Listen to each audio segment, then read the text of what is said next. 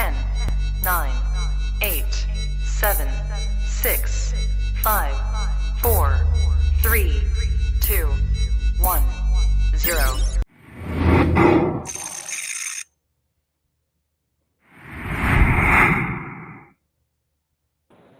All right, welcome back to another edition of the Rising Coaches Member Spotlight. Very excited for today's guest. We're joined by Darris Nichols from the University of Florida Gators. Coach, what's up? Adam, how you doing? I'm good, man. How about yourself? I'm doing well. We were just talking. Yeah, we were just talking. You said you guys just passed your COVID test, so games are still on for this week, right? Yeah. It's crazy because you feel like you got a few opponents. You got the COVID test, you got the other team's COVID test, and then you have the other team. So it's a lot of stuff going on before you actually get to the game. So everybody says they're taking it one day at a time. You're really taking it one day at a time. Have you had any last minute games come up yet, or no? We almost did. We almost did. We almost added a game this week. At any time, another game could be added. So, I mean, you're trying to stay prepared as much as possible, but you're also trying to be flexible and understand that things are going to change really fast. How have the guys been with all this? The guys are probably are handling it better than actually the coaches. I think kids nowadays are more adaptable, and when they hear, okay, we may have a game this day, or practice may be canceled, and due to this, I think they're handling it pretty well. At least our guys are. So I think they're in a pretty good place right now. It's just the coaches that got to scramble and figure out scouting reports last second. Yeah, a lot of decisions to be made, and then it's different this year. You gotta try to be as simple as possible, because at any time you can add a game, and then you want to make sure your team is locked in. And I think this year you can't add as many plays or make as many adjustments as the years pass. You gotta just focus on what you guys do more than ever, right? Right. Are you the type of dude that that's what you believe in anyways? Like you want to focus on your team and let the opponent adjust, or are you usually big on game planning and catering to your opponents? A little bit of both. I think a lot of it depends on what kind of team you have and what they can digest. I think there's sometimes where you get so caught up in an opponent that you forget that you have some guys on your current team who struggle with your plays. So it's like, you're thinking to yourself, how are we going to focus on their plays when we're trying to figure out what we do? So I think a lot of it depends on the team you have as well. Yeah, no question. All right, man. Tell us a little bit about yourself, man. Tell us your background. Obviously, I think most people on here probably have followed you at least from afar, whether it's your playing career or your coaching career. But tell us where you're from and how you kind of ended up at West Virginia. Let's start with that. Born and raised in Radford, Virginia. My whole family is a basketball family. My dad still coaches at my high school. He's assistant coach. My older brother is at Murray State. So I've always been involved in basketball. Thought I was going to be playing forever. I ended up at West Virginia, and I committed to play for John Beeline. So I played for him for 3 years. Then Bob Huggins came in my senior year. So it's crazy. At that time, I thought that was, the worst thing that happened is when the coach that recruited you leaves, and then you got a new coach. But then looking back on it, that's probably the best thing that happened to me is playing under two different coaches in my 4 years. So, played all 4 years at West Virginia, went overseas and played 1 year in Hungary, and then blew out both knees. I couldn't play basketball anymore. And I was trying to figure out what my next step was going to be. Like I said earlier, I thought I was going to be playing basketball forever, and kind of fought it. And I think that's what guys struggle with nowadays is, okay, what do I do after basketball? And I went through a period of a year where I didn't know what I was going to do next. And then I always wanted to help kids in some capacity, and I wanted to be a social worker.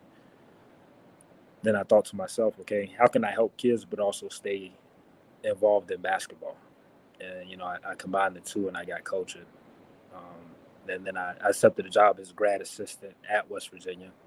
I was there for 1 year. Then I went to Northern Kentucky for 2 years under Dave Beazle.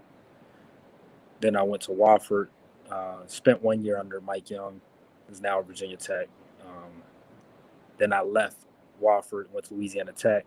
And I was there for literally 6 months. Then I was in Florida. This is going on year 6 in Florida. Okay, awesome. You worked for a lot of legends, man. Yeah. A lot of Hall of Famers, and played for a couple as well. So let's go back there. Let's go to let's start with John Beilein. He's a little quirky, right? Yeah, he's a little different. What I learned from him was he's an unbelievable storyteller. So every piece of footwork, every play call has a story behind it. So it's crazy. Like now, when we talk about Beilein and his terminology, I remember it because everything he does, he attaches a story to it. So you're really able to understand his philosophy in a quicker amount of time. Interesting. Okay. So even down to like footwork, like the way he talks about pivoting or whatever, he may tell you about a dude he coached 30 years ago that pivoted a certain way, and that's why they do it. Exactly. Okay, cool. So that helps it sink in, like the learning process. You always remember it because of that. Yeah. Interesting. So do you find yourself? Is that something you can only do as a head coach? Because he's like never been an assistant, right? He's only been a head coach his whole career. He's always been a head coach. Yeah. You can't just break out in the middle of practice there telling stories, right? You got to be a head coach to do that. I mean, I can pull guys to the side and kind of tell them stories, but sure, we're trying to play fast, so we don't have time to sit there and do story time in the middle of practice. So speaking of playing fast, so you talked about it. Huggins comes in, and you go from playing for Beilein to a completely opposite end of the spectrum with Bob Huggins. How was that? How was he to play for and work for? It was different because those guys are two totally different types of personalities, first of all, and then two totally different style of play. So with him, it was when Hugs came in, it was probably the hardest thing I've been through in terms of how demanding he was. But then you realize, like, for us, it was. I remember the first workout. We're doing all defense, and with Beilein's teams, we played a lot of zone and made a lot of threes. So I remember he came up to me and said, "You know what? I've never had this many guys that can't guard." And then I started laughing. He said, "But you know what? I never had this many guys that can make shots." So I think the skill level of the guys that he had when he first got there, combined with his mentality and his toughness and how demanding he was, that got us in the Sweet 16 his first year. Did you beat us that year? You went through Clemson, right? In the first round? That was my junior year. That was your junior year? Yeah, that was my junior year. Yeah. With that was Beilein's last year. No, at West Virginia? That was Huggins. Are you talking about? You're talking about in the NCAA tournament or NIT? In the NCAA tournament in Tampa. Okay. No. You were gone, right? I was a grad assistant. You were the grad assistant. Okay. Yeah, I was in charge of printing out the scouting reports then. I wasn't on the court. Okay. That's right. Okay. Yeah, that was my last year at Clemson. We played you guys. Yeah. We were in the last four. So we played in Dayton and then flew at 4 a.m. to Tampa and played you guys at noon the next day. And you guys beat us up. It was good. It was a close game until like the last 8 minutes. Yeah. And then it was over. But yeah, man. Okay, so you go from there. When you finished playing and you were talking about that period of time where you were trying to figure out what to do with your life and you're thinking about being a social worker, was your older brother, was Shane, already in coaching at that point? He wasn't. He was still playing. He was still playing as well. And then he decided he wanted to stop playing, and then he was working at our high school. He was coaching at our old high school, Radford High School. So we were both kind of in the same space, trying to figure out what was next. And so, yeah, that's what he was doing. So he got into coaching a little bit before me. What were those conversations like? Like, did you guys talk to each other about it? Like, hey, let's do this. We can come up through the coaching progression together. Or did you guys just find it on your own? Not really. We kind of just did it on our own. Like we never really talked about it. We obviously talk about coaching now because we're both in it, but at that time we were struggling. We were just trying to figure out what our next move was, and it's one of those things you're never really prepared for life after basketball when you've been doing it your whole life. So for us, it was just like, okay, we gotta get a job. So yeah, I mean that's what we were focused on. I got you. So you end up at Wofford. You worked for Mike Young for a short period of time. Shane worked for him too, right? He was there first, and so he played for him and worked for him. That's right. Yeah. So So I've heard a rumor that Mike Young every day, like his staff and him going to walk through campus to the Starbucks, and that's like the staff meetings, right? Yeah, we didn't walk when I was there. We got in this car. He said, "Come on, let's go to Starbucks." And that by that time I wasn't really a big coffee drinker, so he would make fun of me because I would get the frappes and the cappuccinos, and Right. He wants you to drink real coffee. He calls it like the black coffee, and so he would take us to Starbucks. He would pay for it. I learned a lot from him. I still talk to him to this day. I learned a lot from him. I think the biggest thing that I learned from him is how he treats people. And I never really understood, like a lot of people don't understand the stuff that he does and why he does it. For example, we used to eat at the cafeteria on campus, and he never went through the front door.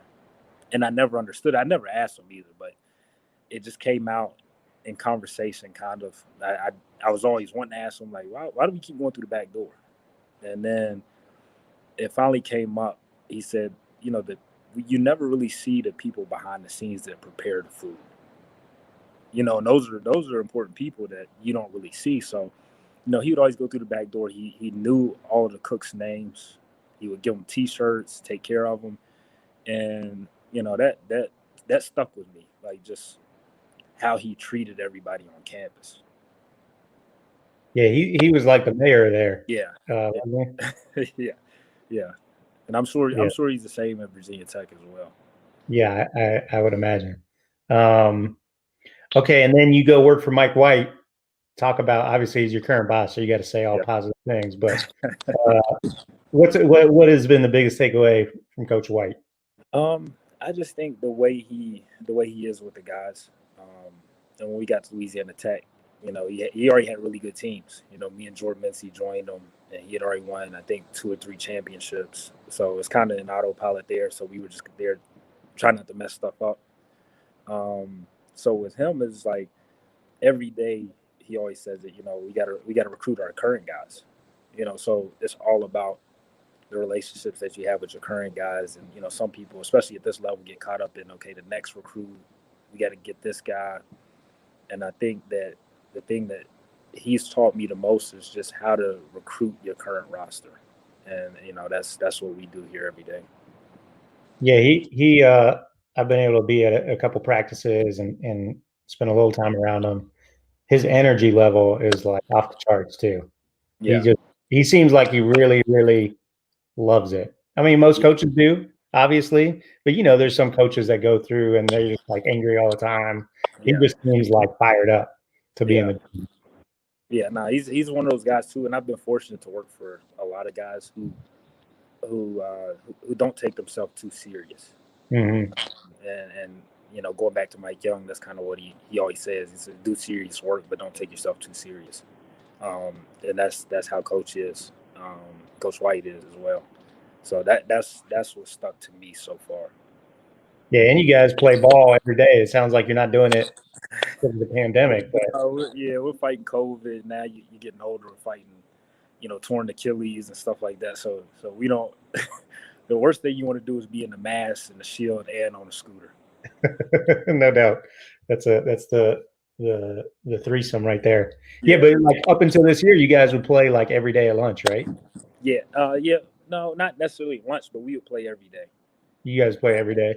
Yeah, and it would be, the coaching staff versus the managers, and it's just a way for us to stay in shape, and the guys would stay out there, our players would stay out there and watch us play and commentate and do all of that stuff. So I mean that's one thing we do miss about, not like during this time is not being able to play. But yeah, we used to play every day. Pretty competitive too. I've seen those games. You guys go hard. Yeah. Yeah, there's been a few fights in those games too. I can imagine. They are competitive. What's it like being at Florida? Like you're at one of the premier programs in the country.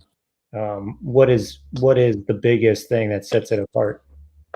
Obviously you got the weather that sets it apart. I think the biggest thing is probably just how every team on campus is really good. You have some elite programs where it's basketball or it's football or volleyball, whatever. But here in Florida, every sports team is really good.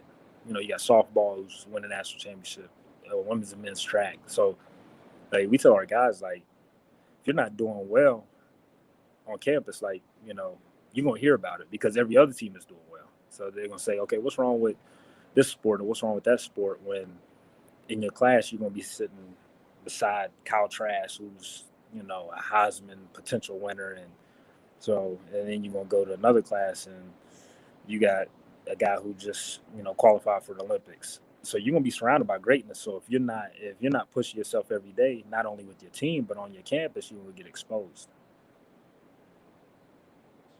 Yeah, that's I would imagine that environment kind of like breeds competitiveness amongst all the athletes. I'm sure that's a lot of fun to be around. Yeah. So there's like, obviously you've worked for some legends. You've been doing it a long time at this point. I know you probably don't get caught up in this stuff and try not to focus on it, but like, I would imagine the next step for you is a head coaching job. I know, is it hard not to get like in the off season caught up with all that stuff and your name gets mentioned and thrown around on social media? How do you balance that? I think that you balance it by, I think the hardest thing to do is to, like, for example, like a lot of people say, oh man, like you're at the high major level, you got to feel the pressure or whatever, or when you get this next job. But a lot of times there's so much going on in the day, you don't have time to sit back and think about that stuff. So for me, it's like, I've always prepared myself for the next step, but I haven't been consumed with it. The only time I've been able to get consumed with me preparing myself for the next step is these last 6 months when we were all sitting in the house. So then you're looking for something to do, and now it's, okay, this is a time where I'm not so consumed with summer recruiting, going to Peach Jam. So I think for me, I've been able to be successful just because I've been able to focus on the task at hand. And I think a lot of times, especially younger people, they want to move up so fast in the business, and they're thinking about the next step, that they don't do a good job of where they are. And when I got into it, I never was like, okay, I want to be at the high major level. I just was just doing my job, and then I fell into it. Yeah, that's great. What advice, what's like the best advice that you could give somebody, no matter where they're at in their coaching career, whether they've been doing it for a long time or just getting into it? What have you found to be the most useful, piece of information? I mean, it's basic information. It's just, treat people the right way. And then I think a lot of times people are always trying to move up and look for that next step, and they're always, gravitating to the people's name who they hear the most, who's attached with jobs, or this guy's always involved in jobs. And the guys that I've seen get the jobs are the guys that you never hear their names. And then it's like, okay, man, I was sitting with that guy at the AU event last summer and I didn't stay in touch, or I didn't connect with him, and now he's got a job. So I always try to tell people, don't get consumed with the names you always hear, because you never know who can vouch for you. You never know who's up for a job, and you never know who can hurt you or help you. Yeah, absolutely. Do you have any strategies for like staying in touch with people, or do you just try to be good about like, corresponding? So what I do, I always try to, I check college basketball scores every night, and a lot of times, during the season, you don't have time to just, okay, hey, let's catch up. You don't want to be that guy that's like during the season that wants to catch up. So if there's guys, my friends or guys that I know or admire from afar, or, have always had respect for, I may check the score. They get a big win, I may shoot them a text. Just things like that. And I think it's been good over this time, and I like the fact that the Zooms are still going, just to stay in touch with people. And I think that's helped our game. I hope once we get back on the road recruiting and stuff, it doesn't get as cutthroat as it was at times. But I think during the pandemic, a lot of coaches have met new people, and a lot of people have separated themselves in terms of, okay, this guy really wants to learn, and this guy's been on every Zoom. Like, I've seen some people that's been on a Zoom every night, and what that tells you is that, somebody really is trying to get better. So I think that networking is something that has helped our game. And just those people that have constantly been on those Zooms, I've been able to connect with. Yeah, absolutely. Okay, so who's next? Florida State. We got Florida State Saturday. Florida, as of right now. So as of right now. Yeah, as of right now, Florida State's next. What's that rivalry been like? It's pretty. There's not too many like huge rivalries of in-state schools that are in different leagues, like Clemson, South Carolina, right? You got ACC and SEC. What is that rivalry been like? Two great programs in the same state. Leonard Hamilton is like a legend, one of the best to ever do it. Right.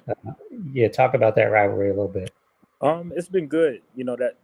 Well, it hasn't been good because they've been beating us the last few years, so I won't say it's been good. But we've learned a lot from it, and I think, especially myself being, an African American, like I've been able to sit back and watch Leonard Hamilton and how much success he's had throughout his career. But I think he still doesn't get enough credit for what he's done, especially over the last few years, and just the longevity he's had. When you've been in a program that long and had success, what that tells me is the way you treat people. I think he does a good job of that. So, as big of a rivalry as it is for them and it is for us, I always, every time we play them, I always look at it as a learning experience. So, I've been able to learn even though they are a rival. Yeah, absolutely. Well, you guys go into a 3-0. You guys beat a really good Army team. You beat Boston College. You beat Stetson. So a lot of excitement, I'm sure, in Gainesville about your team. You guys feel good about as good as you can during this crazy season about your team and your guys. Yeah, you know what? And it's like we felt good about our team before we started playing, because when you have all this uncertainty, when you're going to play, are you going to play, how's it going to look?